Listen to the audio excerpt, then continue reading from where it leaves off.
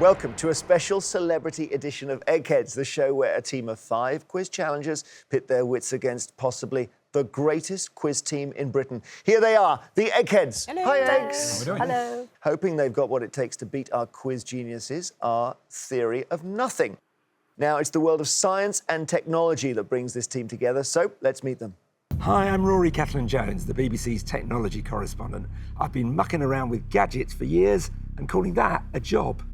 Hello, I'm Ajay Tegala. I'm a nature conservationist and wildlife presenter. I've appeared on Spring Watch, Unsprung, Coast and Curious Creatures. I'm Helen Lawal. I'm a GP based in Leeds and I'm combining this with TV presenting. You might have seen me in How to Stay Well and Food Unwrapped. Hello, I'm Spencer Kelly, massive geek and presenter of the BBC's technology programme Click. All of my intelligence is artificial. Hi, I'm Dallas Campbell. I'm a television presenter and writer. I was one of the presenters on the BBC science magazine show Bang Goes the Theory. I now present all kinds of science and technology documentaries, and I've recently written a book about the history of space travel. So, Rory and team, hello. Hello. Hi. Great to see you. Rory, you're in the captain's position. Yeah, which is scary because these are difficult people, all of them, I'm afraid. I thought you were talking about them for a second. Well, them too, yeah. But you've got a lot in common, and I'm wondering if that's useful for quizzing or actually tricky. Well, I think we've all got different skills. I've got none, but these people are some of the brightest scientific communicators on Earth. And I'm pretty confident, I think. So we wish you well, challengers. Every day there is £1,000 worth of cash up for grabs for our challengers' chosen charity. If they fail to defeat the Eggheads, we just roll the prize money over to our next show. And theory of nothing, I can tell you that the Eggheads have been storming it against the celebrities. They've won the last 12 on the trot. So they're unbeaten against the celebrities, and it means there is £13,000 for you to win today. The first head-to-head battle is, I want to say science, but it's film and TV. Who would like this? Oh, who are we going to nominate? How are we going to do this? I've seen a film. I think I'm going to nominate Spencer. Already? Because Really? Throw me to the wolves already. What do we think?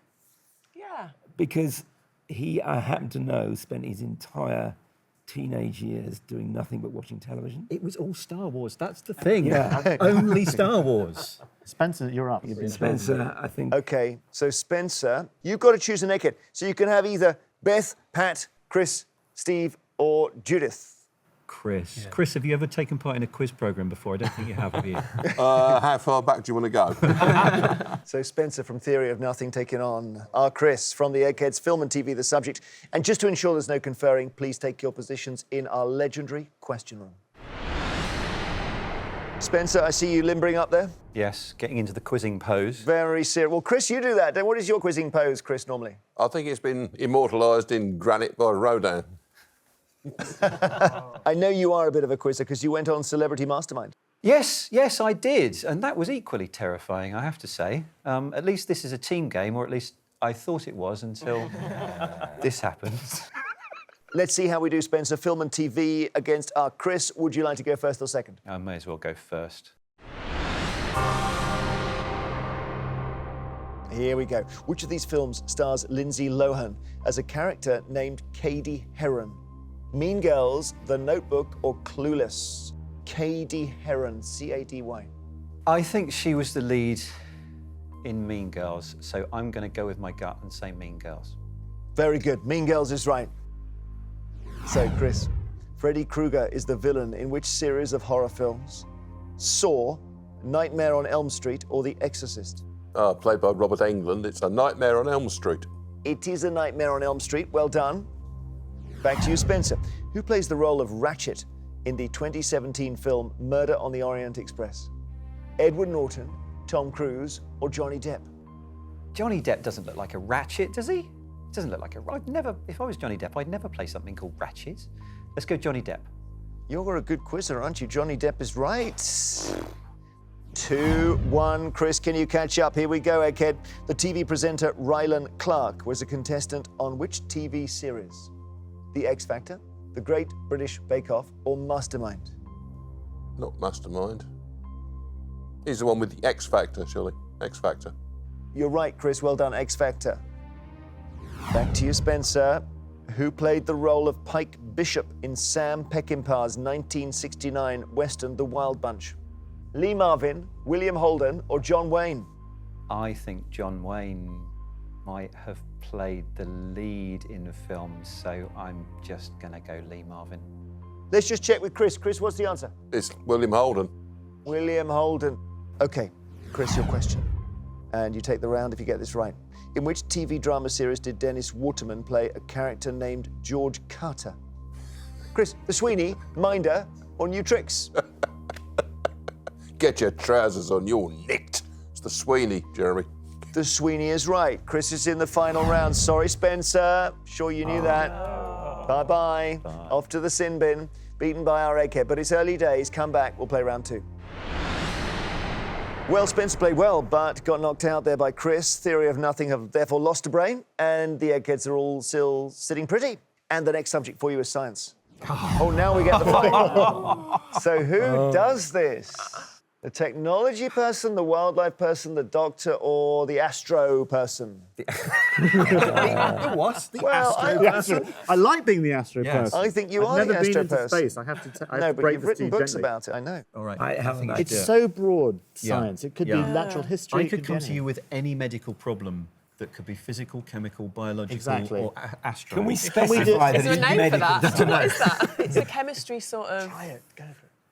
other side of it, but should we... Yeah. should I Yeah, go for it. Go for Yeah. it. All right, Helen. Against which egghead? You've got Beth, Pat, obviously not Chris, Steve, or Judith. I'm sort of drawn to Beth. Are you Okay. doing it? Yeah. Okay. You've got to fight. Because she's wearing red, she's Yeah. shining out like a Yes. beacon. She's got fab red lipstick on. Yeah. Yeah. Okay, so it is Helen from Theory of Nothing versus our microbiologist, Beth from the Eggheads. To ensure there's no conferring, please take your positions. Helen, you are, of course, a GP and broadcaster as well. Yes, I am indeed. So science and nature, and for you, medicine particularly. Yeah, medicine, health questions, biology, great. Helen, good luck on science. You're up against Beth, and I suppose a biologist versus a microbiologist. Let's see. Would you like to go first or second, Doctor? I'd like to go first, Jeremy. Here we go. What type of animal is a wolverine? Reptile, mammal, or amphibian? Okay, so reptiles are normally scaly. Amphibians live in the water. So I think I'm going to go with mammal. Mammal is right. Now, this wouldn't normally be part of your work in a GP practice. No, you sometimes see hairy patients, but no wolves. Mammal is the right answer. Beth, on to you. Which of these creatures typically has 8 arms and 2 long tentacles that are used for grabbing prey? Anglerfish, cuttlefish, or pufferfish? Oh, we're going back to my aquatic knowledge, all being gained from the children's TV show Octonauts. Pufferfish are the ones that blow up in when they're scared. Anglerfish is the one with the little light that lives in the deep, deep ocean. But one that's, I think it comes from the same family as squid, and this is a cuttlefish. Cuttlefish is right. Don't think the Eggheads have got one wrong yet. Just keep pressing, Helen. The galaxy in which we live, known as the Milky Way, was formed approximately how long ago? Is it 12,000 years, 12 million years, or 12 billion years? 12,000 years is too soon. And I know that when we talk in terms of light and stars, it tends to be billions of years. My gut is to go for billion, but is that too long ago? The Milky Way galaxy. I'm going to go for million on this. 12 million. I've got to take an answer here from Dallas, because Dallas, your book is Ad Astra. You write about the stars. It's billion. It's billion. Oh, I should have gone with my gut. Oh, Should have so gone with that's my what, gut. is that 1,000 times longer? Yeah. Okay, not to worry. That can happen with stars. Beth, which of these is often said to be the mammal with the longest lifespan, capable of living over 200 years? White rhino, bowhead whale, or African elephant? Let me think. No, I think African elephants probably a similar lifespan as humans. And I don't think rhinos are quite as long. But whales have quite, but yes, bowhead whale. Yeah, it is a whale. Bowhead whale is correct. You need to get this one right, Helen, to stay in. Which of these chemical elements is often used in the construction of catalytic converters in cars? Platinum, uranium, or lead? I'm immediately drawn to lead. A catalytic converter, would that be something that's made of, would it be a gas? Would it be a liquid? I'm going to go for lead on this. Pat, help us out, explain. Well, I think it's platinum, and although it's such a precious metal, I think minute amounts are used in making these. The answer is platinum. Helen, sorry you've been knocked out there. Beth is in the final round. And if you come back to us, both of you, we'll see what happens in round 3. Right, Theory of Nothing have lost 2 of the very big brains on their side from the final round. The Eggheads are all still there. We play on with round 3. Arts and books is the subject. Okay. Wow. Well, Dallas, Oh, God, here we You go. wrote a book. You've written a book. I have written one. You've written I a have book. read a couple. and you've read quite a few. Yeah. And what was your degree? But have I in? read- but what I- was your degree in? Own up. English and drama. Oh, I'll take one for the team. Yeah, you take it. Now, for the I'll team. take one for the you've team. got here Pat, Steve, or Judith. I think we need to get Pat out. Okay. In the words of Alan Partridge, just sack Pat. Yeah. Just sack Pat. OK, it's Pat. Right, so Dallas from Theory of Nothing versus Pat from the Eggheads. To ensure there's no conferring, please go to the question room. Dallas, you got a sense of the game now, the way it works? I do. I've got a very deep sense of fear and foreboding, and I'm not in my happy place. All right, well, arts and books, Dallas. Would you Okay. like to go first or second against the great Pats? It's a good question. Now, I've noticed all the contenders tend to go first, and I seem to be much better at answering other people's questions. So I'm going to try and experiment and go second. Okay, and therefore I start now with Pat. The fictional character Dr. Dolittle, the protagonist of a series of books by Hugh Lofting, is able to do which of these things? Pat, is it breathe underwater, communicate with animals, or fly? He's able to communicate with animals. He speaks rhinoceros, of course. Yes, communicate with animals is quite right. Okay, here is your question. Dallas, which of these literary characters was created by Mark Twain? Stanley Kowalski, Tom Sawyer, or Holden Caulfield? Mark Twain. Well, Stanley Kowalski, that was Streetcar Named Desire. It was Holden Caulfield, yes, Huckleberry Finn, and Tom Sawyer. I'm going to go straight down the middle, Tom Sawyer. Dallas, well done, you got it right, Tom Sawyer. Pat, what nationality was the artist J.M.W. Turner? American, Irish, or British? I think he was born in London. I've always thought of him as being British. In fact, I think he was born in London, so that would make him British. British is the right answer. Dallas. Yeah. The American David Mamet is best known for his accomplishments in which field of the arts? Playwriting, sculpture, or painting? David Mamet, the great David Mamet. Playwriting. Playwriting is correct. Good quizzing. Okay, Pat, your question. Which of these was a poem by the metaphysical poet John Donne? A Poison Tree, Death Be Not Proud, or She Walks in Beauty? Let me think.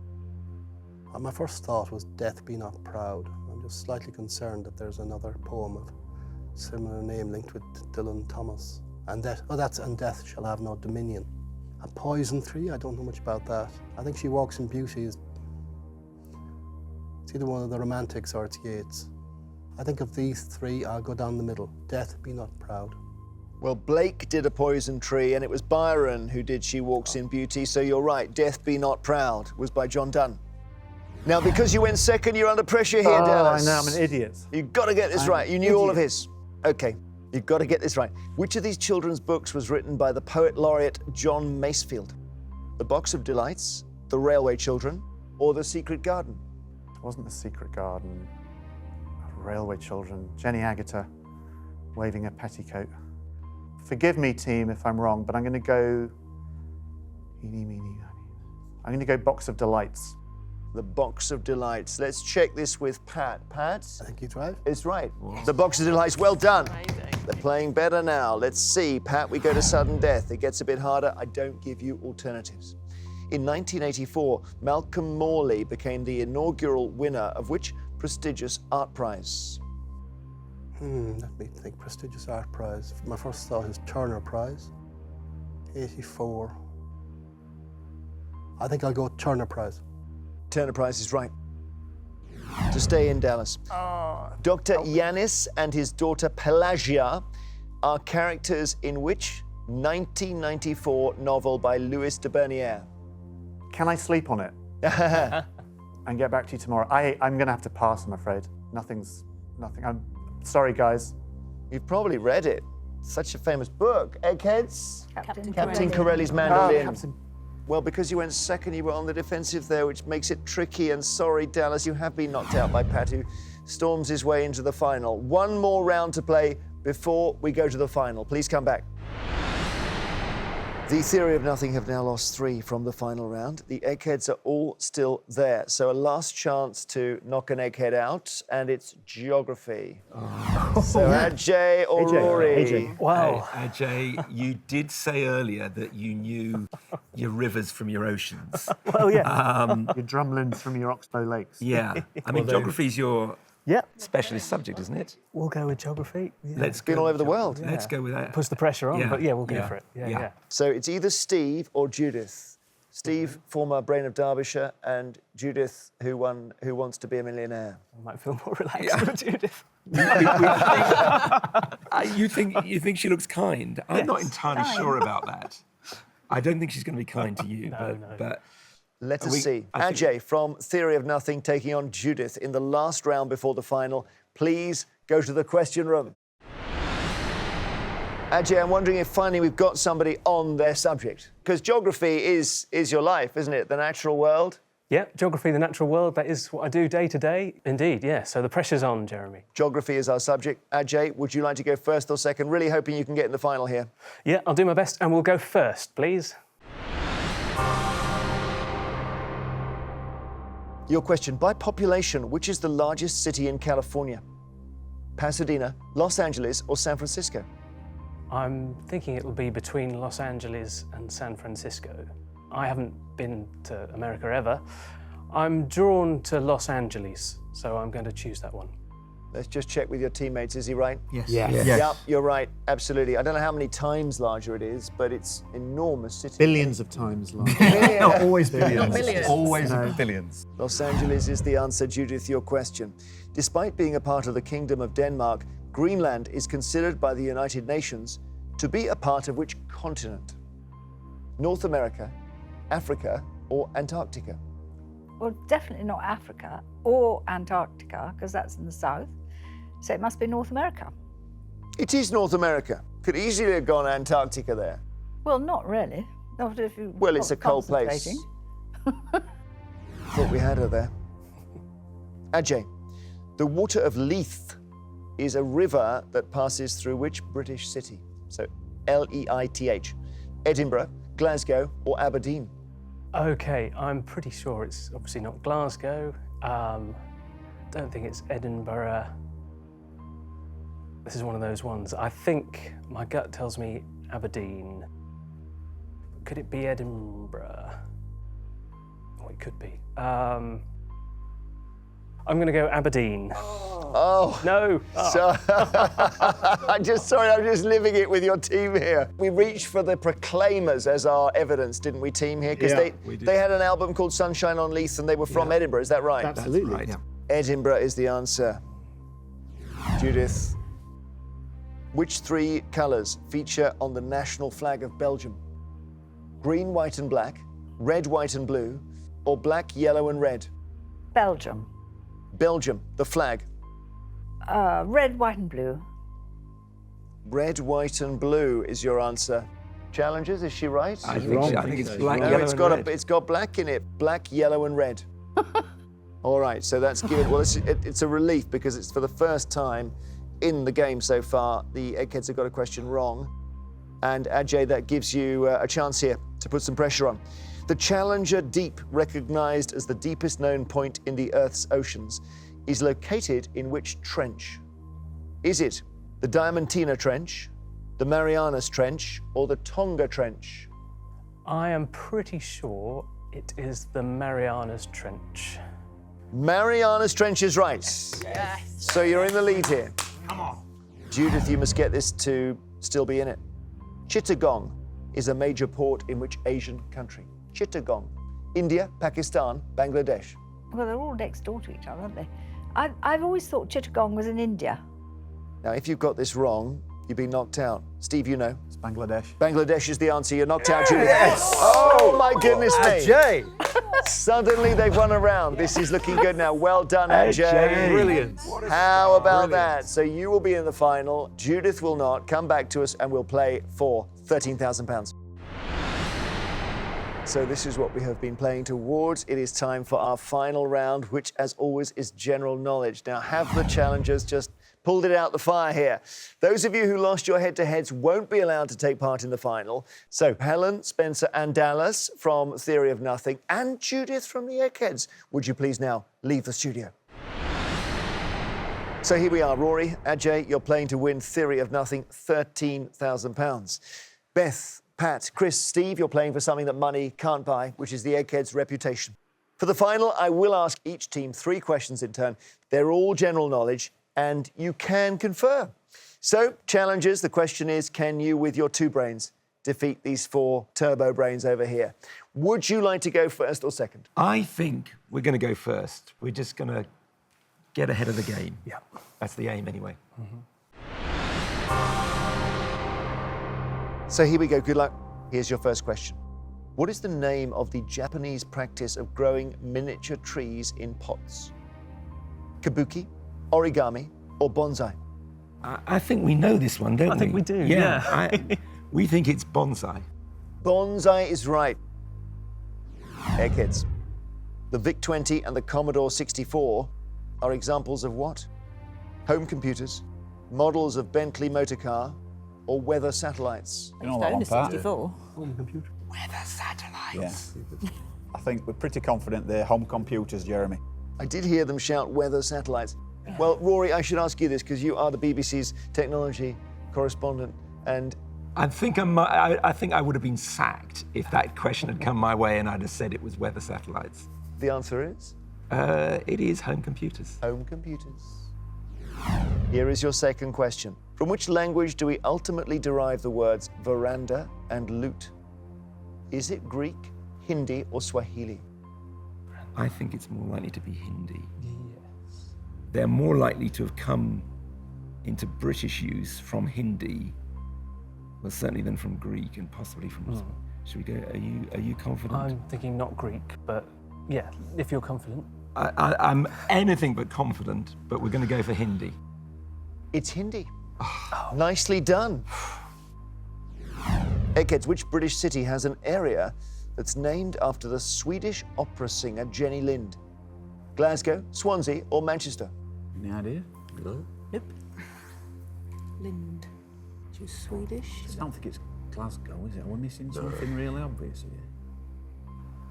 I'd have thought Swansea based on just a singing connection. Swansea, yeah, because they're... But I've really never heard Do you know anything more this. about Jenny Lind? Did she live in Britain at any point? This is what I don't know. I'd be inclined to Swansea. Yeah. I'm inclined to Swansea for no reason. I can't think of the I'm other two. just pretty much confused, really. Manchester has the other... Well, no. Democracy wins out. Should we try Swansea? Swansea. Yeah, it's going to have to be. We really don't know, Jeremy, as you've probably gathered. We can't really make a case for ruling any of them out, so we'll try Swansea. Well, the answer is Glasgow. Ah. What is the area named after Jenny Lind? Just called Jenny Lind. No. No. Not come across. Yeah. Not even on the Glasgow A to Z, so that is downright obscurantism. Well, you got it wrong, Chris. She stayed there in the 19th century. That's why it's named after her. All right. Oh, great. There we are. Look at this. They've got a wrong answer. All you need to do is get yours right. You will have won £13,000 for charity. And this is your question. Doroteo Arango, born in 1878, was better known by which name? Che Guevara, Emiliano Zapata, or Pancho Villa? So 1878. I think that rules out Che Guevara. Yes. I really don't know, I'm afraid. You don't know, but you're our talisman. You know everything. Well, I knew it wasn't Che Guevara because it's too early. My gut says Zapata. What did your gut say? Well, I was thinking of the other one. That's not very helpful. Based on nothing at all. We're going to go for Zapata. Okay. And then it's my fault, because you said, yeah, I'm going to take the responsibility and go for Emiliano Zapata. And Ajay, ever since he went into the booth, has been, as you say, the talisman. Everything's gone right. For some reason, you ignored what he said. It's been fatal. Emiliano Zapata is wrong. Pancho Villa was the answer. Pancho Villa would have won you £13,000. So the Eggheads are back in here. Get this right, Eggs, and you fought them to a standstill. Get this wrong, and they take the money. Which of these kings of England never married? Charles I, William II, or George III? William II. William II. Yeah, George III was definitely married, so was Charles I. Yeah. William II. Bit of reprieve there, Jeremy. I think it's William II. William II is the right answer. So, after 3 questions each, the scores are level, and we go now to sudden death. Gets a bit harder, I don't give you alternative options. Monodon monoceros is the Latin name for which type of small Arctic whale? Whales aren't my forte. Small Arctic whale. Is there something called the minke? Yes, I was thinking that with M. Can you name any other whales? If not, we're going to have to go with minke. I think we'll have to. We're going to go with minke. Okay, it should be good, this natural world question. Eggheads, do you know, is it minke? What did it Narwhal. Narwhal. Oh, yes. Narwhal is the answer. Yeah. Eggheads, you can take it with this. In classical mythology, which inventor had a name that meant skillfully wrought when translated from the Greek? Daedalus. Got to be Daedalus, isn't it? He's the only inventor I know. Yeah, I What do you think? think it's Daedalus. Daedalus? I mean, I can't translate it, but he's obvious. There were chap who built Wooden Horse And the Epius, Labyrinth. or wherever. Yeah. I think the meaning of the name rings a bell for Daedalus as well. Yeah. We're happy with Daedalus then? Yeah, happy with Daedalus, yeah. Right, consensus of opinion, Jeremy, seems to be Daedalus. Daedalus, you say. If you've got it right, you've taken the whole contest. The inventor that had a name that meant skillfully wrought was indeed Daedalus. We say congratulations, Eggheads, you have won. Don't worry. Honestly, that was such a great comeback. It was spellbinding to watch. It really was amazing. Commiserations, team. Thank you for coming in. Back there. Amazing contest today. The Eggheads have done what comes naturally to them. They came close to losing, but they didn't. The winning streak continues. It means the challengers don't take the £13,000 for their charities, so the money rolls over to our next show. Eggheads, brilliant work again. Who will beat you? Hello, Eggheads. Hello, Jeremy. Hoping to be victorious against our quiz Goliath today, our Team 300. Now, this team of former professional sports stars have between them won medals and trophies galore. They performed on the biggest sporting stages in the world. One of them has even contributed to a #1 single. Surely beating the Eggheads should be a walk in the park after all that. Let's meet them. Hi, I'm Katharine Merry, Olympic 400-metre medalist and former world #1. Hi, my name's Derek Redmond, former British, European, Commonwealth and World Champion over 400 metres and 4x400 metres relay. Hi, I'm Peter Shilton. I played 30 years as a professional goalkeeper and am England's most capped player with 125 caps. Hi, I'm Paul Robinson, a former professional footballer. I played for Leeds United, Tottenham Hotspur and England. Hi, I'm Ryan Sidebottom, former Yorkshire, Nottinghamshire and England cricketer and T20 World Cup winner. So, Katharine and team, hello. Hello. Good to see you. I know, very competitive. Just tell me why you're called Team 300, Katharine. Well, we had a lot of debate, didn't we, about the team name because we wanted to combine the various sports that we have. So Derek actually had the great idea of combining the number of caps that we have for either England or Great Britain. And obviously, Peter contributes about 99% of those with 125 caps for England. So then we added in, obviously, the boys and us from athletics. So we're roughly about 300. So we thought that was a good name. Brilliant. Let's do it. Good luck. Every day there is £1,000 worth of cash up for grabs for our challengers' chosen charity. If they fail to defeat the Eggheads, that prize money just rolls over to our next show. Team 300, the Eggheads very nearly came unstuck against the last group of celebrities, but somehow pulled it round. You were within a hair's breadth of losing, really. So they've won the last 13 games on the trot. It means there's £14,000 for you to win. Oh. Should we get going? Yeah. The first head-to-head battle. Oh, look at this. We're sport. That's the first subject. Oh. All right. Game on. With the bang. No pressure. Well, this is actually quite difficult.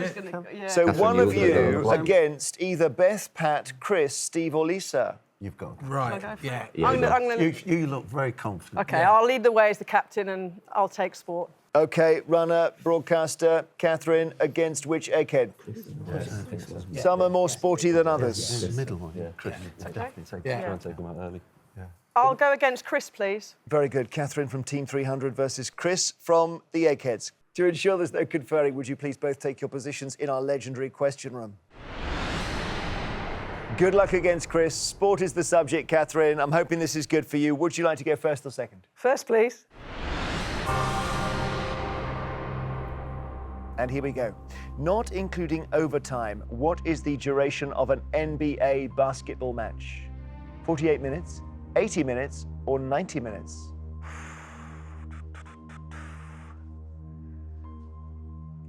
Four quarters, 48's odd.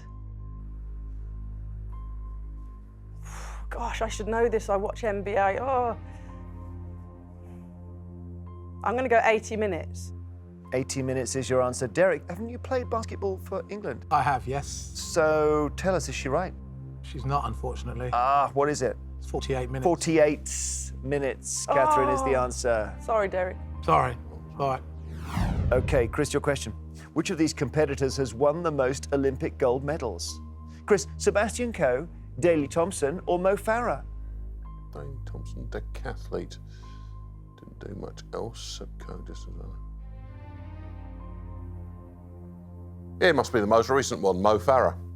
Mo Farah is correct. Don't worry, Katharine, you keep pushing and he may slip. In which sport might contestants perform a short, sharp jump forwards known as a balestra? Would it be badminton, lacrosse or fencing? A short, sharp jump. Just through logic, I'd write off badminton, lacrosse.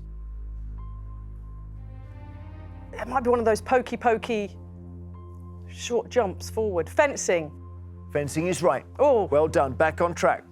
Chris, your question. Which of these countries failed to qualify for the 2018 Football World Cup? The first time this has happened since 1958. Is it Germany, Italy or Brazil? Well, I don't see Brazil not qualifying. First time since 58 they haven't qualified. Germany. Katharine, you know the answer, don't you? What is it? Italy. Yeah, Italy, Chris. Mm-hmm. I know football's not your thing, but I thought you might have just seen that. Yeah. It was quite traumatic for them, I think. Probably was actually, yeah. Yeah. OK, Italy is the answer. Chris got it wrong. What about that, Katharine? Here we are. Get this right and put some pressure on our own Mr. Hughes. In 1958, Maria Teresa de Filippis became the first woman to do what? Katharine, was it drive in Formula One, run a marathon, or ride in the Grand National? Don't think it's Formula One. And just run a marathon would be a little bit too generic, not quite specific. So, ride in the Grand National. Do you know this, Chris? I think she drove in Formula One. She did drive in Formula One. Oh, shoot. So, Chris, you can take the round with this. Which sport is played in a three-walled court with a hard rubber ball that is caught and thrown with a long, curved wicker scoop strapped to the arm of each player? Is it pétanque, kabaddi, or high-a-lie? Well, pétanque is French bowls. Kabaddi is an Indian game, but this is played mostly in the Basque region. It's jai-a-lie, or high-a-lie. If you're right, you've taken the round. High-a-lie is right, Chris. You are through to the final. Sorry, Katharine. Beaten by our egghead, but it's early days. Come back, we'll play round two. As it stands, Team 300 have lost a brain from the final round. The Eggheads are not in crisis yet. They're all still there. Have another go. Music is the subject. Well, I do look a bit like Leo, say I don't. Gotta go. Ryan, fantastic. Bit of a rocker. I'm so excited about this. Great. Leo's up for this. Ryan from Team 300. Leo from Team 300. Hoping for Leo Sayer questions. Which Egghead? Can't be Chris. So you've got Beth, Pat on one side and Stephen, Lisa on the other. Yeah, Beth. Yeah. You want to take on Beth? Yes. You sure, Leo? Yes, certainly. Our little Leo would like to take on Beth. Brilliant. Ryan from Team 300 to take on Beth from the Eggheads, trying to level it up. Very competitive challenges we got today. Please take your positions. Ryan, I think you've been an answer on Eggheads before, you know, so it's very nice to see you in the studio. Thank you very much. It's great to be here. Played cricket for England and Yorkshire and Yes. Nottinghamshire, and you won 5 county championship titles, very decorated, and your nickname was Sexual Chocolate. Oh, no, Jeremy, thank you for pointing that. That was Remind me why, because someone told me once why, and I forgot. Well, dressing room banter, Darren Goff. There's a film called Coming to America, and the band on Coming to America are called Sexual Chocolate, and they had long, greasy, curly hair, so hence Sexual Chocolate. Let's see how you do. Good luck, Ryan. Thank you very much. Music against Beth. Would you like to go first or second? I will go second, please. Here we go, Beth, your question on music. Which pop song features the following lyrics? Oh, baby, baby, how was I supposed to know that something wasn't right here? Now, is that Thriller, Baby One More Time, or I Should Be So Lucky? Can't see them as the lines for Thriller. It's Baby One More Time. Is it right at the top of the song, that? Yeah, I think so. Go on, Yeah. give us a little flavour. No. OK. Baby One More Time. You're absolutely right. Ryan, with which type of music is Count Basie, born in 1904, principally associated? Heavy metal, jazz, or country? Count Basie, so I'm thinking Count Dracula, heavy metal, jazz, Basie. It's quite a quirky, jazzy country, I'm not quite sure. I'm going to go heavy metal. The answer is jazz, I'm afraid. All right, don't worry, Ryan. Just hang on in there. Beth, your question. Walk on Water is a 2017 comeback single by which musical artist in collaboration with Beyoncé? Is this Eminem, Mariah Carey, or Jennifer Lopez? I can't remember hearing any relatively new music from Ms. Carey or Ms. Lopez. But I do know Eminem had a comebacks album, sort of 2017. So Eminem. Eminem is correct. I bet you knew that, Ryan. Okay, don't worry, just hang on in there. Here's your question. Brian Jones was one of the original members of which band? Brian Jones, The Who, The Beatles, or The Rolling Stones? The Who's obviously Roger Daltrey. Brian, the Beatles are definitely not the Beatles. So, yeah, it can be the Beatles because I know all the bingos that year. I'm going to go Rolling Stones. Rolling Stones is absolutely right. Well done. Your question, Beth, you can take the round with this. How is Saturn described in Gustav Holst's The Planets suite? Saturn, the bringer of jollity, the bringer of old age, or the bringer of war? Now, I think Mars is the bringer of war, and I think Jupiter is the bringer of jollity. So that would, a process of elimination, leave Saturn being the bringer of old age. Let's check with the Eggheads. Is this right? It is, Yes. Saturn is the bringer of old age. You've got 3 right. No way back for Ryan. Sorry, Ryan, knocked out. Thank you. Return to us, and we'll see what happens in round 3. Ryan, bad luck there. I'm sorry about it. I think it just caught you cold. I know you know it's not heavy metal. Should have gone first. Hit me, baby, one more time. Yeah, exactly. Well, do you know, I looked at that and I thought Thriller. So I would have been at sea. Just keep pressing on here. I know you never, ever stop till you get to the finishing tape, you sports people. You've lost 2 brains from the final round. The Eggheads think they're safe, and they're not. They're all still in place. Let's dislodge one now. We've got food and drink. Who wants food and drink? Yeah, I'll take it if you want. I don't mind. Yeah, Paul. We need to leave Peter for last, so Yeah. If you want, I'll take it. Yeah, Paul's confident on this. OK, Paul, our goalkeeper, against Pat from the left, Steve and Lisa. What do you think? I think Pat's one. I think Steve is the good one. Yeah. I think Pat. Neither doesn't matter. Pat or Lisa, isn't it? Do you think Stephen knows food and drink? No, the other. I'm going with the ledge. No, Pete's Steve. All right. So Paul from Team 300 takes on Steve, one of our newest Eggheads. He's good at everything. On food and drink. He is good. There's no doubt. But the thing is, you can't avoid them. In the end, if you leave them, they're in the final anyway. So please take your positions. Paul, what led you to food and drink in this contest? I think I was more led than chosen. I think there was a couple of options left, and we've decided to leave a couple there for general knowledge just in case. I think maybe the proverbial lamb to the slaughter. Well, we wish you luck. Thank you. Paul, food and drink against Steve. Would you like to go first or second? My 2 colleagues have one gone first and one's gone second, and neither's worked, so I'll go first. OK, Paul, good luck. From what do we derive the spice paprika? Tomatoes, peppers, or marrows?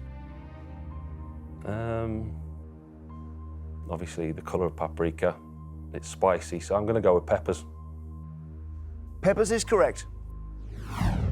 Steve, over to you. Which 2 vegetables typically form the basis for the British dish of bubble and squeak? Sweet corn and okra, potato and cabbage, or artichoke and peas? I think that's potato and cabbage, Jeremy. It is potato and cabbage. Back we go to you, Paul. The meringue dessert pavlova is named after which of these? A ballet dancer, an opera singer, or a hotel? That I have no idea, and it will be a guess. A hotel would seem to be, a bit absurd. It's quite a tough one to make. If you're going to make it, a ballet dancer, quite elegant for no other reason. A ballet dancer. Let's see. Eggheads? He's right. He's right. You're right. Well done, Paul. Ballet dancer it is. Hey. Very good. Any info on who this was? Anna Pavlova. Anna Pavlova, Russian? Yes, principally famous for the Dying Swan. And did she eat a lot of dessert? I doubt it very much as a ballet dancer. OK. Any dates for her? Any sense of what she was up to? Do I look like Kevin? Come on, Eggs. First half, 20th century. Danced a lot and had a meringue named after her. What else could you want in life? Steve, your question. In Japanese cuisine, what is a dish of ramen? Is it noodles and broth, dumplings, or sushi? I think that's noodles and broth, Jeremy. Yes, it is. It would have been easy to go to dumplings on that. Noodles and broth is right. 2-2. Paul, get this right, and we just got to hope that Steve falls apart in the goal mouth. Here we go. What is the name of the traditional Greek dish, often referred to as kebab in the UK, that consists of chunks of meat grilled on a skewer? Paul, is this moussaka, kleftiko, or souvlaki? Well, I think moussaka is a potato-based dish. Souvlaki, I think from memory, is baked over a time in a pot.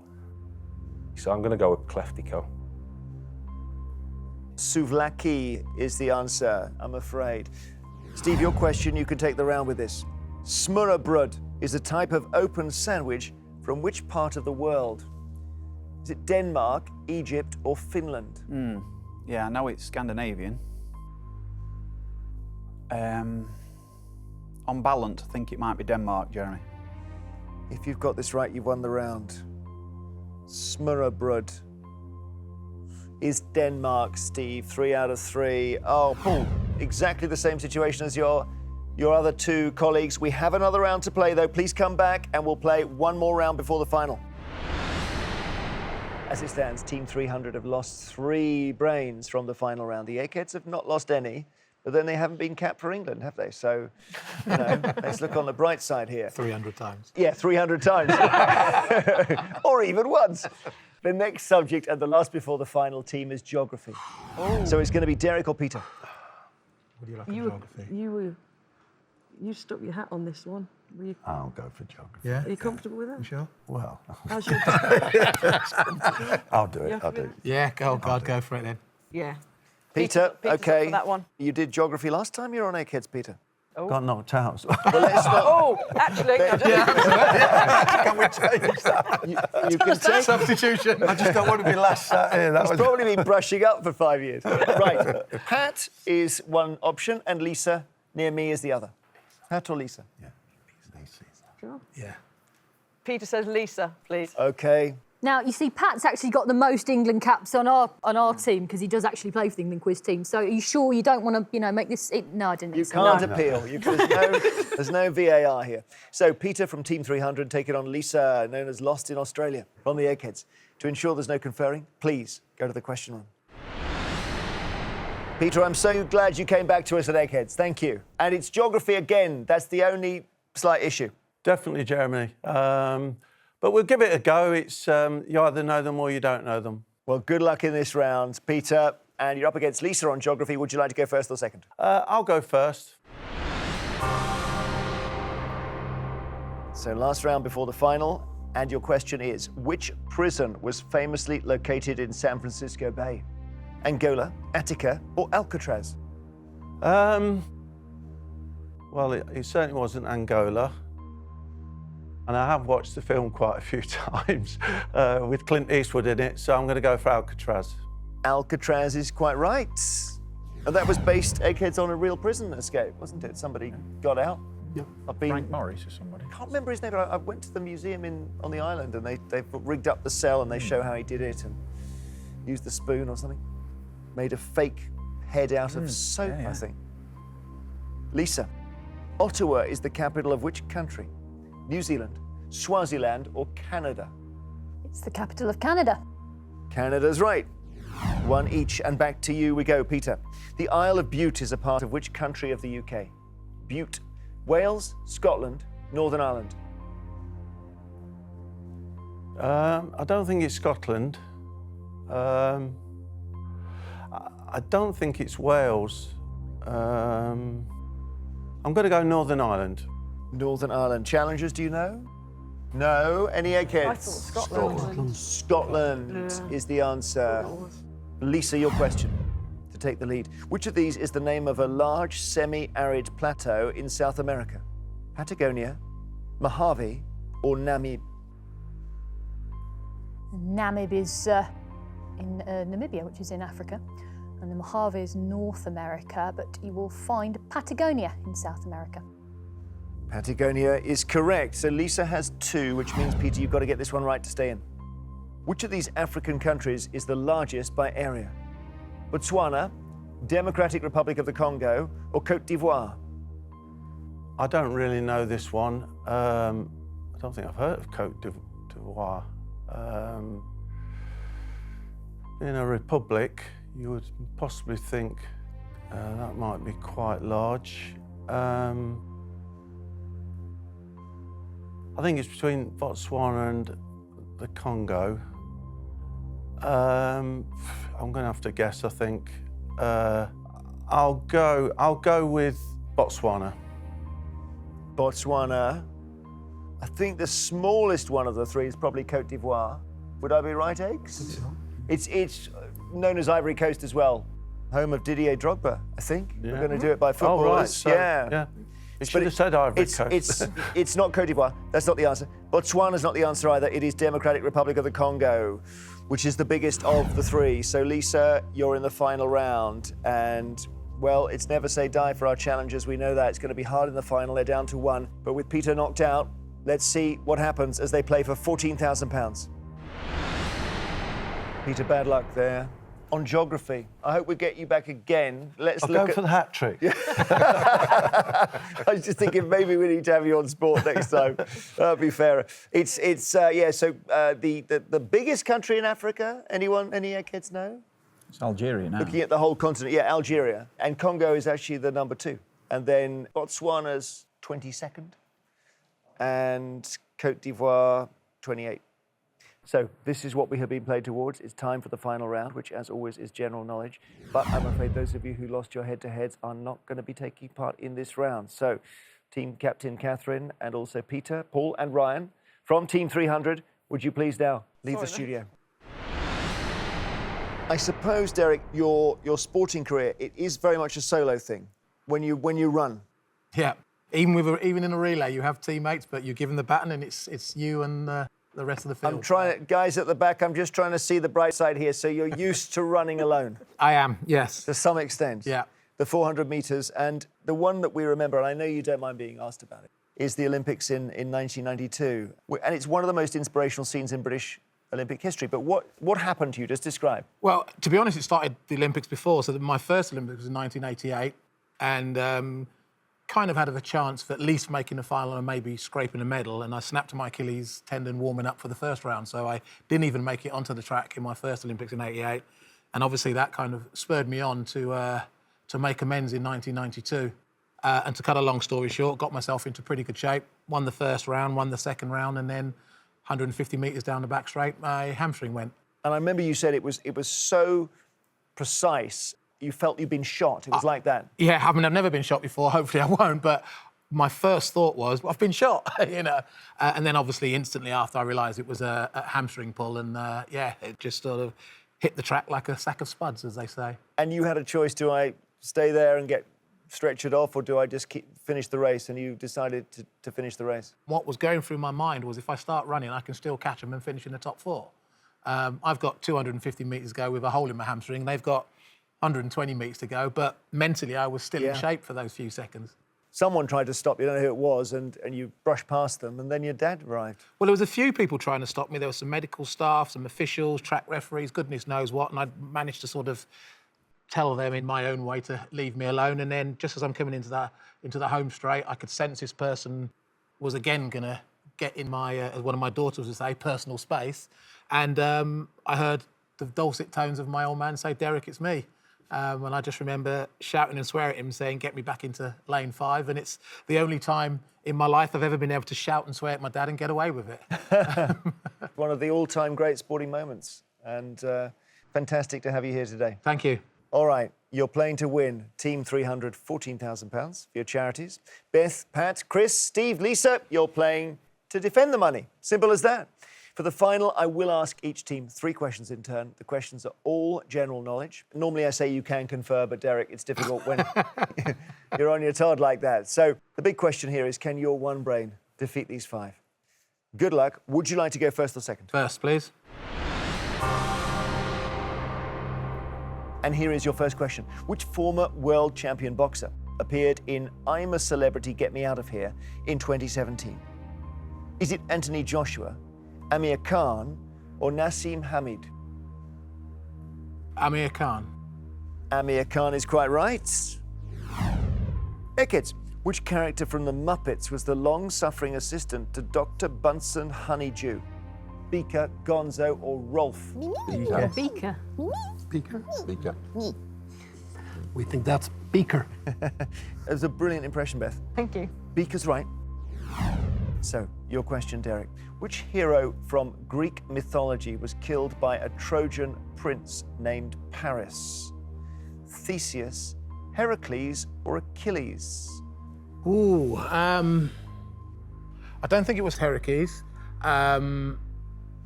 I've got dodgy Achilles tendon, so that's kind of jumping out at me. But Theseus is, I think, the answer. That's what I'm going for, anyway.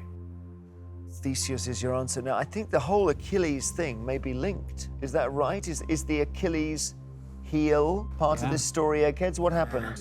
His mother was told if she dipped him in the Styx, I think it was the river Styx, he would become invulnerable as a warrior. And she held him by the heel and dunked him in, but of course, the heel remained dry and remained a vulnerability for him. And what did Paris do? Shot him with an arrow. Right. Into his heel, and that's what it did for him. Expression Achilles heel comes from that. It's in a funny sort of way. It's all linked. Should have gone linked with back to Achilles you. Achilles is the right answer. So, Eggheads, to take the lead. In which year did Shergar win the Epsom Derby? 1971, 1981, or 1991? 81. One kidnapped in 82. It's all right. Yeah, we're all happy with 81. We think that's 1981. 1981 is correct. They've taken the lead. So, your question. You do have to get this one right. Yeah. Otherwise, the contest is over. Which volcano, with a dome 75 miles long and 64 miles wide, is the world's largest volcano by mass and volume? Mauna Loa, Mount Hekla, or Mount Fuji? Well, the only one I've really heard of is Mount Fuji, if I'm really honest with you. I'm going to go with the only one I've heard of, Mount Fuji. Mount Fuji is in Japan, Eggheads, is that correct? Where is Mount Hekla? Iceland. Iceland. Where is Mauna Loa? Hawaii. Hawaii. Hawaii. Which is the right answer? Mauna Loa. Mauna Loa is the right answer, Derek. Well played, but we have to say congratulations, Eggheads. You have won.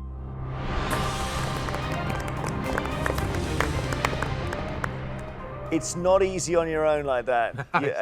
For a second, I thought, you get that right, they slip up, they're gone, because you take the initiative. But really well played, Derek, in the final. Eggheads, you've won. Commiserations. Team 300, thank you for playing. Hope you've enjoyed it. Hi, Eggs. Hello, Jeremy. Hoping to beat the might of the Eggheads are the Artyfacts. Now, it's entertainment and the arts that brings this team together. From performance to presenting, they are a very talented bunch, not least of all the individual who was a Strictly Come Dancing finalist. Let's meet them. I'm Katie Derham. I'm a Radio 3 and Proms presenter, and you may also have seen me on Strictly Come Dancing when I danced alongside Jeremy.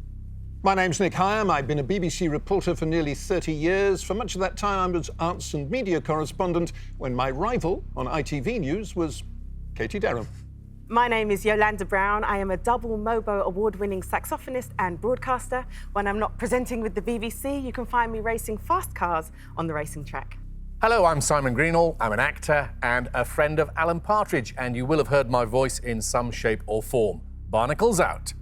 Hello, I'm Toyah Willcox. I'm a singer, composer, actress. You might have seen me in the movie Quadrophenia, or heard me in the original series of Teletubbies, or found me in your granny's record collection. So, Katie and team, hello. Hello, Jeremy. Very good to see you, and it's the last in our series of celebrity specials. So, have you been developing some sort of strategy, Katie, back there? We've been trying to find out our strengths and weaknesses, and I'm not going to reveal just yet what we've decided. But no, we're very excited to be here. We're obviously in awe of the brain power opposite us, but we'll do our best. Fantastic. Good luck, challengers. Thank you. Thank you. Every day there is £1,000 worth of cash up for grabs for our challengers' chosen charity. If they fail to defeat the Eggheads, the prize money rolls over to the next show. Now, Artyfacts, I can tell you the Eggheads have won the last 14 games, so there's £15,000 for you to win for your charities if you defeat them today. The first head-to-head battle is on the subject of film and TV.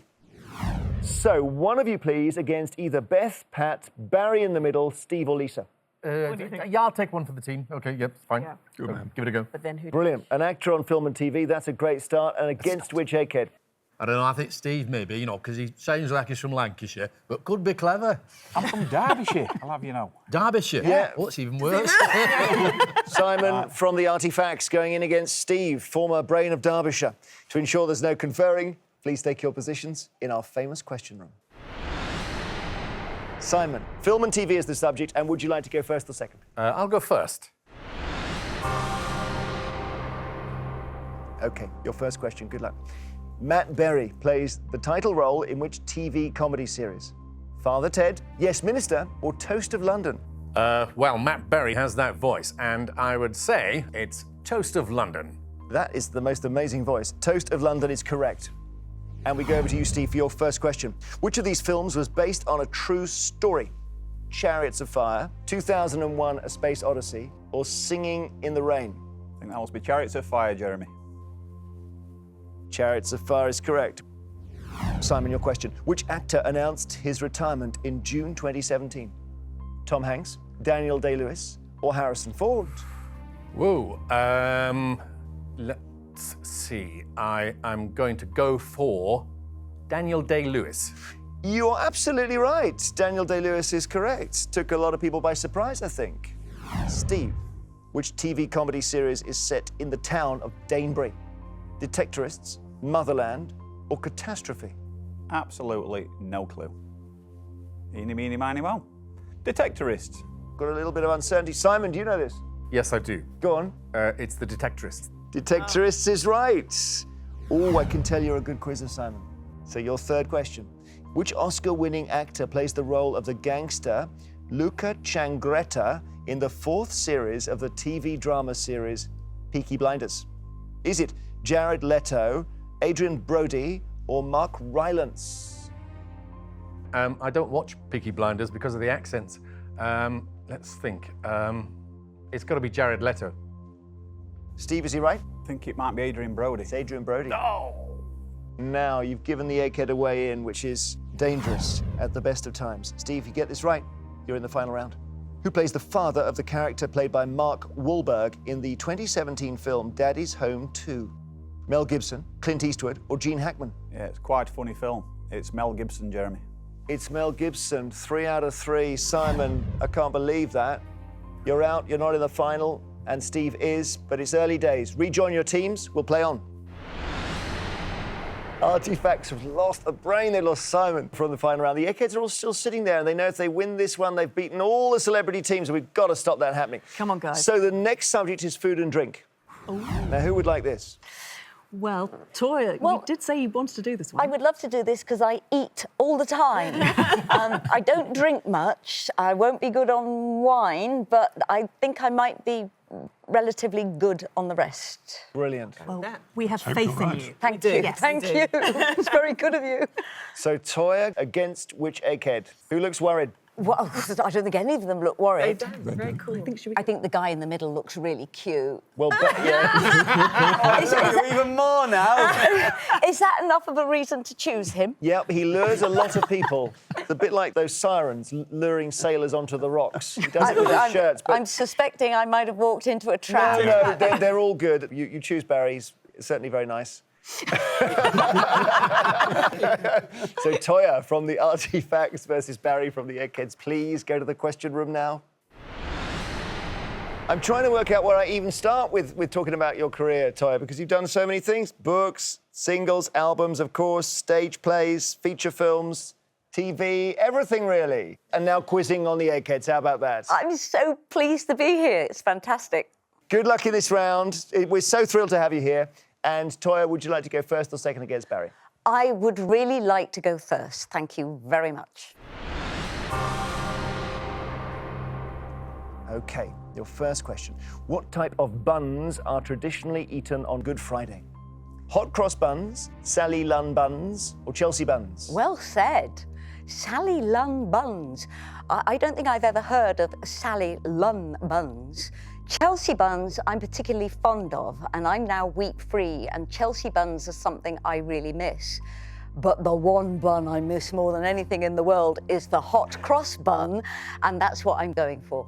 It is hot cross bun. Well done. Good stuff. Well done, Toyah.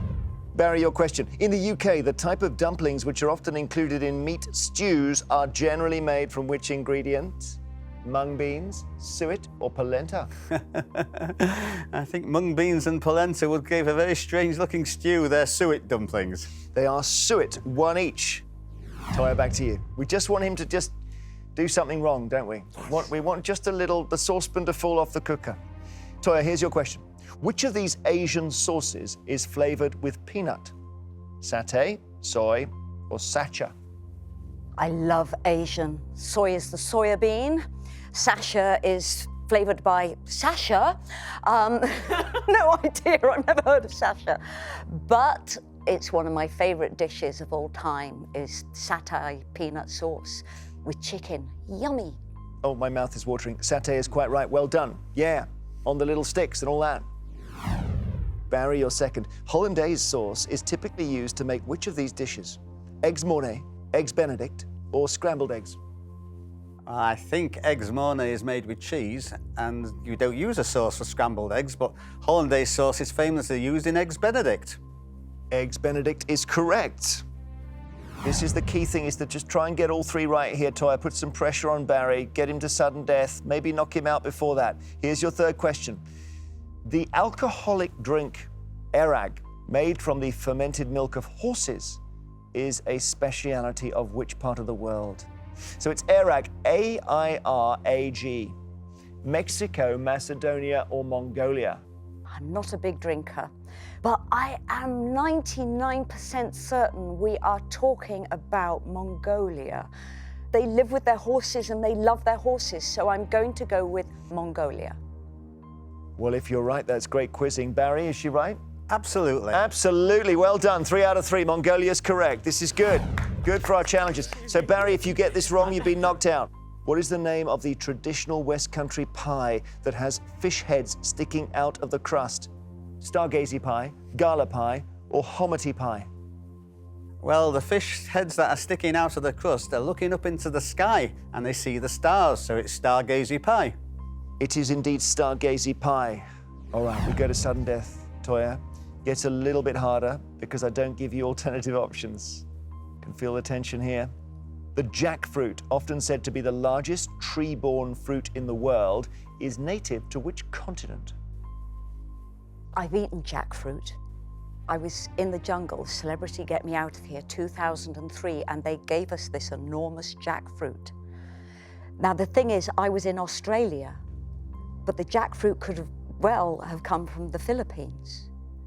So oh boy. Asia. Asia's right. Brilliant. Barry, you're out if you get this wrong. Which Salisbury-born, Michelin star-winning chef authored the book Proper Pub Food? Well, I don't know if he was born in Salisbury. I suppose he must be if this is in the question. But the only person I can think of who's strong on pub food would be Jamie Oliver.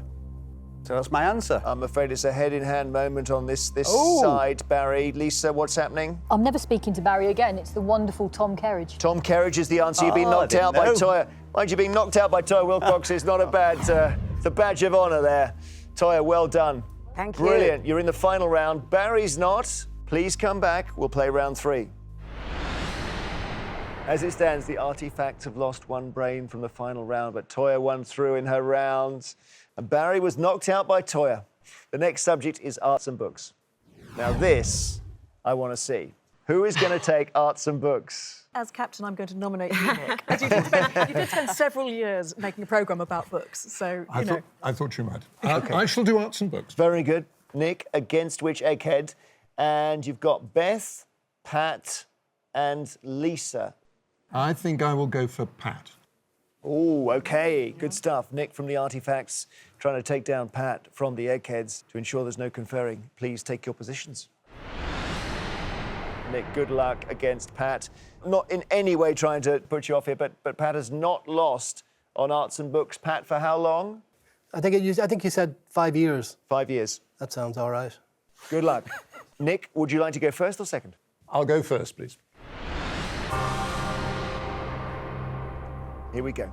The Boy Who Would Not Grow Up is the subtitle to which famous work of children's literature?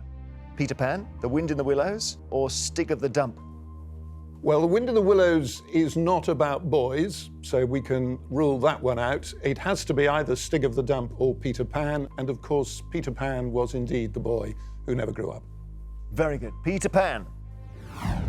Pat, your question. Which of these novels was written first? The Time Traveller's Wife, Time's Arrow, or The Time Machine?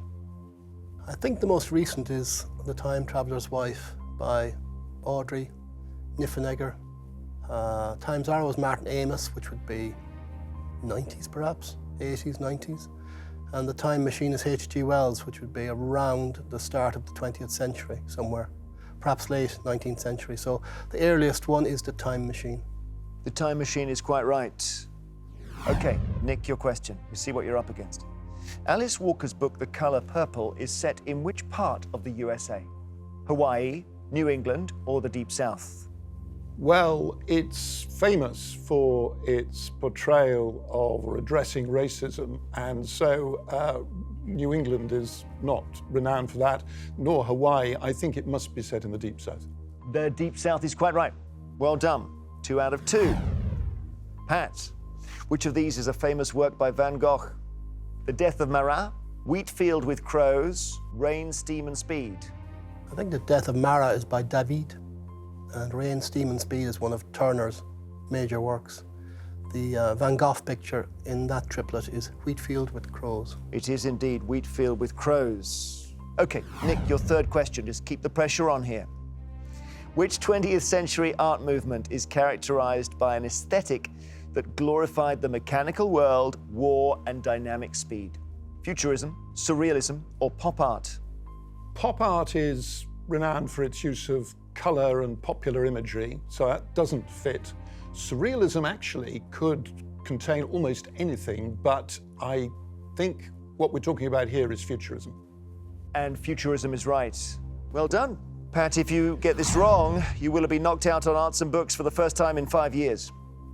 Who first wrote these lines? Love is not love, which alters when it alteration finds, or bends with the remover to remove. Oh no, it is an ever-fixed mark that looks on tempests and is never shaken. It is the star to every wandering bark, whose worth's unknown, although his height be taken. Geoffrey Chaucer, William Shakespeare, or Edmund Spenser? Oh, I don't know this, so I have a bit of a problem. It doesn't sound very Chaucer, but it could be Spenser. Shakespeare's the front runner at the moment. A bit speculative. I think I'll have to go for William Shakespeare. Nick, do you know this? It's one of Shakespeare's sonnets. Yes, it is. William Shakespeare, and you're level after 3. Nick, we go to sudden death. Arts and books. Your question, I don't give you options. Which man co-wrote with Tony Schwartz The Art of the Deal, a best-selling business book in the 1980s? It was Donald Trump. It was Donald Trump. You're right. Pat, to stay in, Christopher Robin went down with Alice is the second line of each verse in which A.A. Milne poem? My first thought is when we were young, but it's not, I don't have any confidence. It's the second line, so why didn't we read out the first line? Is that the heart of the matter? No, I'm not really placing this. I'm in trouble here. I think I'll have to go with when we were young.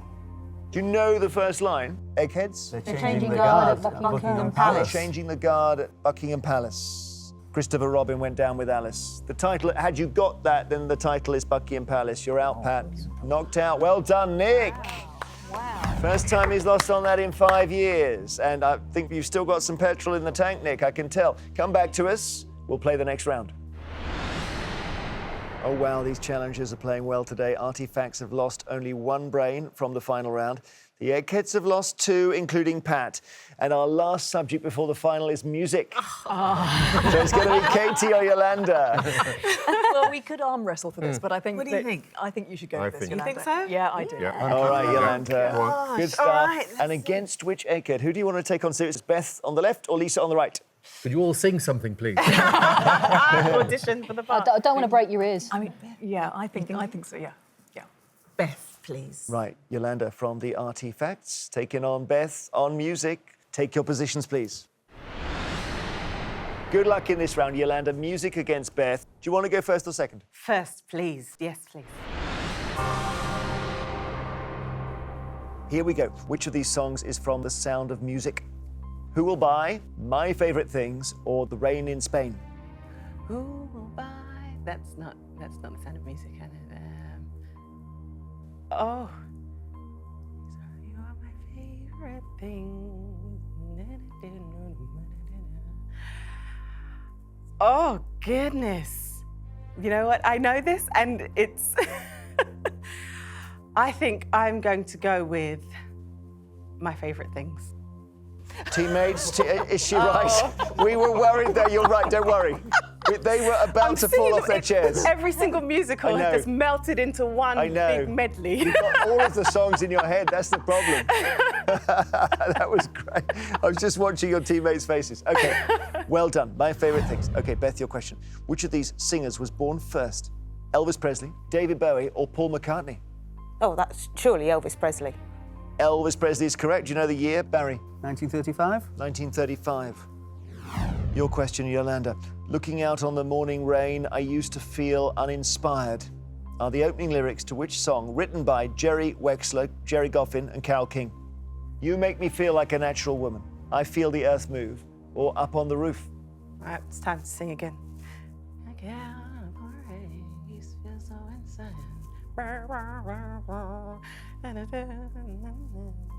Yep.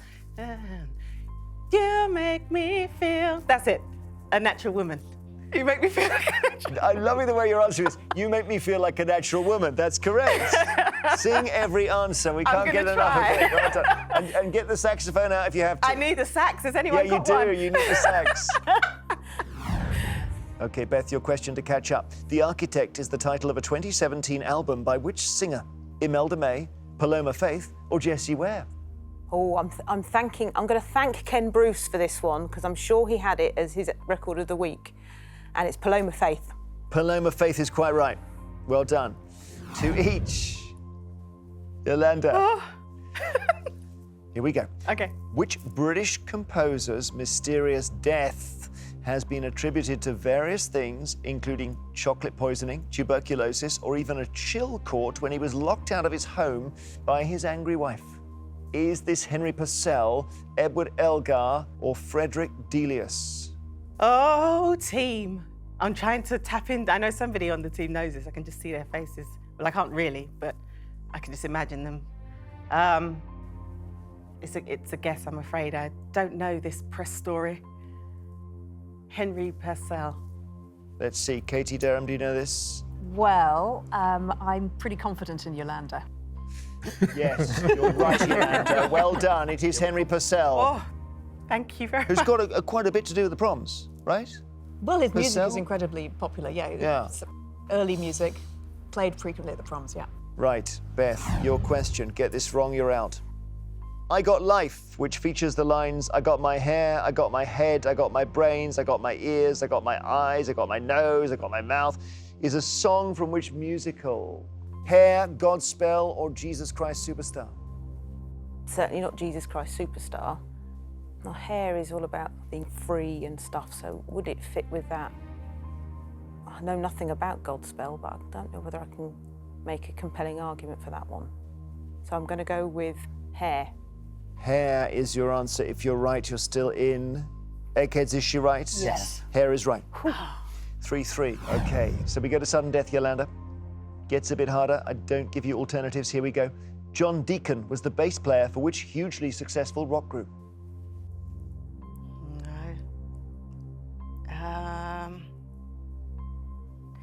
I don't have it. I don't have it. So let's go with U2. If I told you two of the other members were Brian May and Freddie Mercury, Oh, man. Queen. Queen is the answer. It gives Beth a way to take the round. Beth, your question. Which 73-year-old female opera singer announced her retirement from public performance in September 2017? Yeah, she's got to be around that age. I don't think Leslie Garrett is that old yet, but I'll go with Dame Kiri Dekanoa. Kiri Dekanoa is the right answer, Beth. Oh, Yolanda, so sorry. That's all right. I had them in my mind. I'm sure. I actually thought you were about to say it. Even searching anonymously for a big band, you could almost have got there. Absolutely. But Beth is in the final round, which levels it up, and we're going to play it now for £15,000. So this is what we have been playing towards. It's time for our final round, which, as always, is general knowledge. But I'm afraid those of you who lost your head-to-heads won't be allowed to take part in this round. So Yolanda and Simon from the Artyfacts and Pat and Barry from the Eggheads, would you please leave the studio? OK, Katie, Nick and Toyah, here you are. You're playing to win Artyfacts, £15,000 for charity. Beth, Steve and Lisa, the Eggheads have been bashed around today, but you are playing for something that money can't buy, your reputations. For the final, I'm going to ask each team 3 questions in turn. This time, they're all general knowledge. You can confer. So, challengers, the question is, can your 3 brains finish these 3 off? Last celeb team, so just end it with a win. Would you like to go first or second? We'd like to go first, please, Jeremy. Here we go. Which historical figure was known as the Maid of Orleans? Marie Antoinette, Eleanor of Aquitaine, or Joan of Arc? We know it's Joan of Arc. Yeah, but it's definitely not Marie Antoinette. And we don't think it's Eleanor of Aquitaine, it is Joan of Arc. Joan of Arc is quite right. Hey kids, what is the second line of the historical rhyme that begins, Remember the 5th of November. Fawkes and Catesby were shot. Westminster is growing too hot. Or gunpowder, treason and plot. Gunpowder, treason and plot. Well, they didn't set Westminster on fire, and Fawkes and Catesby met a considerably nastier end than that. So you can only really go one way, can't you? That's gunpowder, treason and plot, Jeremy. Gunpowder, treason and plot is correct. Back to the artifacts. One man's struggle to take it easy was a tagline for which film of the 1980s? Uncle Buck, Ferris Bueller's Day Off, or Planes, Trains and Automobiles? I mean, Ferris Bueller's Day Off is a classic, and I love it, but I don't think that tagline works for it. I don't remember that being in the publicity at all. I don't think it is Ferris Bueller at all. Struggle to take it easy. Planes, Trains and Automobiles is about trying to get somewhere, which is not about taking it easy, is it? Does anyone know what Uncle Buck is about? All I'm thinking, and I haven't seen the film, but I feel like I've seen the poster, and I can't remember the name of the actor, but he's a big chap, funny face, big smile, looks like the kind of guy who'd be taking it easy, and this is not exactly a systematic way of working this out, but... Shall we go with that? Let's go with that. This is my moment to be sorry. I'm going to go with Uncle Buck.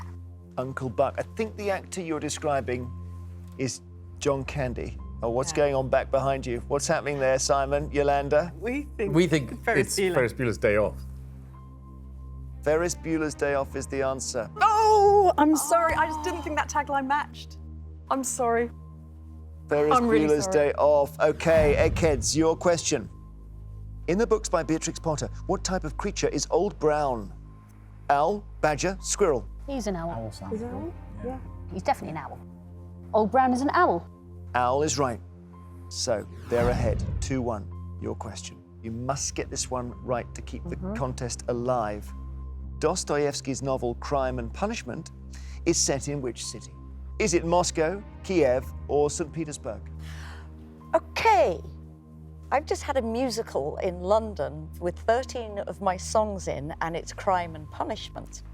And I think it's St. Petersburg. I think it's St. Petersburg too. We're going to go for St. Petersburg, Jeremy. Very good. You're right, St. Petersburg. Excellent. Now, Eggheads, if you get this right, you will have won. If you get it wrong, we go back to them. So, £15,000. How old was Edmund Hillary when he reached the summit of Everest in 1953? 23, 33, or 43? I think he's invariably older than you think. I think he died in the 2000s. So he'd have been quite an old chap then. Yeah. Well, obviously been even older if it had been. If you think, well, think of that then. If you think he died in 21st century, if he were 33. He'd be in his 80s? Yeah. Now that's bothering me because I think he was in his late 80s. I think he was in his 80s when he died. In his 80s? I think he was late 80s though. I've got 87 in my head. I'm tempted to say he was born early 20s, so right, 33 1920s. then. So, right. It's a shock to 33? know. Yeah. Shock to know. Okay. Again, not sure. We'll go 33. 33 is your answer. If you've got it right, the contest is over. He died in 2008, aged 88. He was born in 1919. 33 is correct. We say congratulations, Eggheads. You have won.